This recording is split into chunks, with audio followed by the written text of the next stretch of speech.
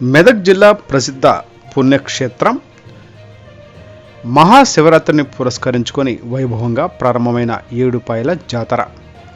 శుక్రవారం ఏడుపాయల జాతర వనదుర్గ అమ్మవారికి ప్రభుత్వం తరపున పట్టు వస్త్రాలు సమర్పించిన కలెక్టర్ రాహుల్ రాజ్ దంపతులు, ఎమ్మెల్యే మైనంపల్లి రోహిత్రావు దంపతులు, పూర్ణ కుంభంతో ఘన స్వాగతం పలికిన వేద పండితులు, పాలక మండలి సభ్యులు. అనంతరం కలెక్టర్, ఎమ్మెల్యే దంపతులకు అర్చకులు వేద మంత్రాలతో పూజలు నిర్వహించి అమ్మవారి ఆశీస్సులు కల్పించి తీర్థ ప్రసాదాలు అందించారు. జిల్లా కలెక్టర్ రాహుల్ రాజ్ మాట్లాడుతూ ఏడుపాయల జాతరను ఆధ్యాత్మిక భావన ఉట్టిపడేలా ఏర్పాట్లు చేశామన్నారు.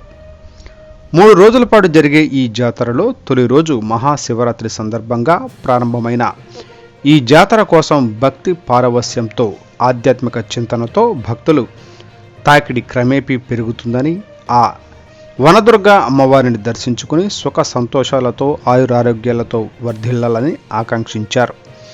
ఈ సందర్భంగా ఎమ్మెల్యే మైనంపల్లి రోహిత్రావు మీడియాతో మాట్లాడుతూ కని విని ఎరుగని రీతిలో జాతర ఏర్పాట్లు చేశాం.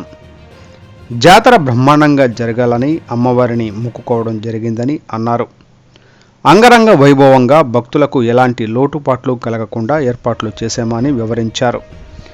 ఏడుపాయలను అన్ని విధాల అభివృద్ధి చేస్తాం.